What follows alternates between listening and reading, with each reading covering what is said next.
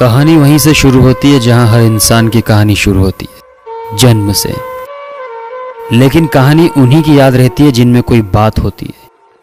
यह कहानी भी एक ऐसे ही शख्स की है, आनंद प्रकाश चौक से। जानना नहीं चाहेंगे यह नाम कैसे पड़ा? बुरहानपुर शहर में दंपति रहते थे, जीवनलाल चौक से और उनकी धर्मपत्नी सुशीला देवी चौक से। एक घरेलू महिला थी। जीवनलाल जी का दूध डेयरी का व्यापार था जो बिल्कुल भी अच्छा नहीं चल रहा था। घर में परेशानी का माहौल था। एक के बाद एक कुछ न कुछ हादसे हो रहे थे। जिंदगी में कुछ भी अच्छा नहीं था। अगर कुछ था तो केवल दुख और अंधेरा। इसीलिए 28 जुलाई 1969 रविवार के दिन जब इनके यहाँ एक पुत्र का जन्म हुआ तो जीवनलाल जी ने यह सोचा, हो सकता है कि इसके आने से हमारे जीवन में खुशियाँ और रोशनी लौट आए। इसीलिए उन्होंने अपने पुत्र का नाम आनंद प्रकाश रखा, जो कि आज आनंद प्रकाश चौकसे के नाम से जाने जाते हैं। जिनकी प्राथमिक शिक्षा बहुत ही साधारण से स्कूल में हुई। स्कूल का नाम था भारत मैदान स्कूल और माध्यमिक और उच्चतर शिक्षा हकीमिया स्कूल में हुई और इनका विषय मैथमेटिक्स था। सन 1987 में इन्होंने बहुत अच्छे अंकों में PT pre engineering test clear किया और इनका सिलेक्शन मध्य प्रदेश के सर्वश्रेष्ठ कॉलेज में भी हुआ। उस समय का पीईटी आज के आईआईटी में सिलेक्शन जैसा था। सबसे खास बात यह है कि पूरे बुरहानपुर शहर में केवल 3 सिलेक्शन हुए थे। Selection number 1 Sajid Hussain, selection number 2 विनय अग्रवाल, सिलेक्शन नंबर 3 को तो आप जानते ही हैं, आनंद प्रकाश चौक से।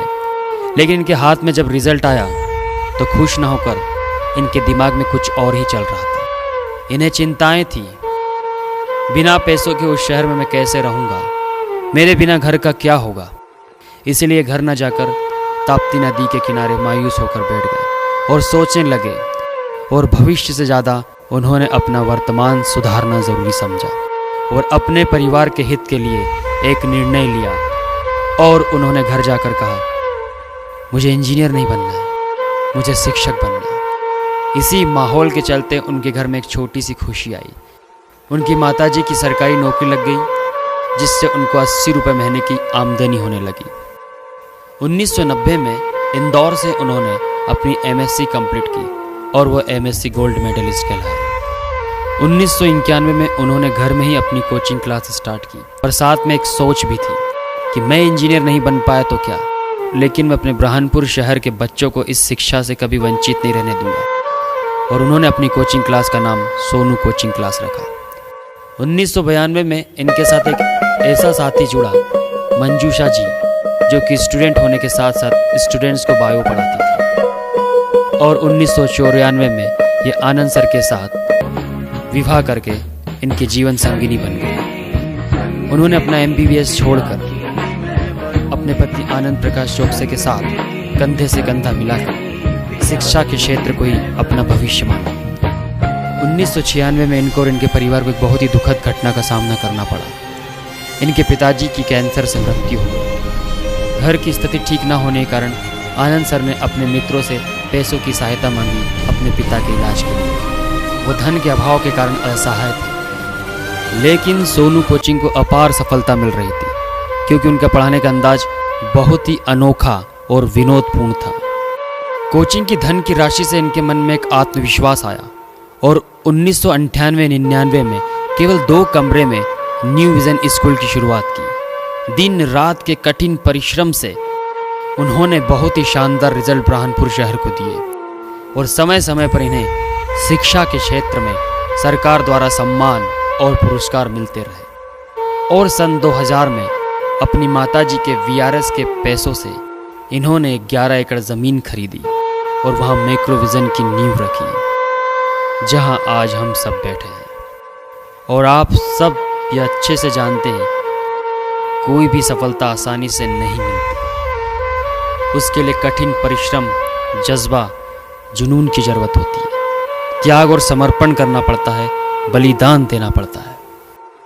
और उन्होंने अपना एक ध्येय बनाया, परिश्रम परिश्रम परिश्रम, और इतना परिश्रम कि आप चाह कर भी गलत ना कर पाओ। और बाद में वह सफलता की राह पर चलते रहे, अग्रसर रहे, और फिर उन्होंने ज़िंदगी में कभी पीछे पलट कर नहीं देखा।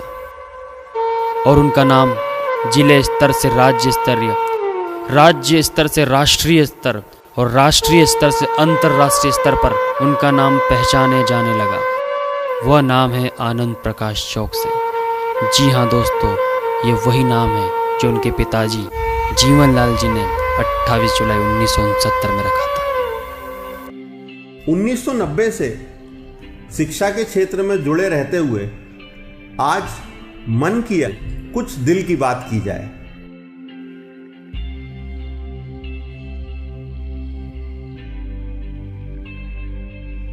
कौन कहता है आसमान में सुराग हो नहीं सकता, एक पत्थर तो तबीयत से उछालो यारो।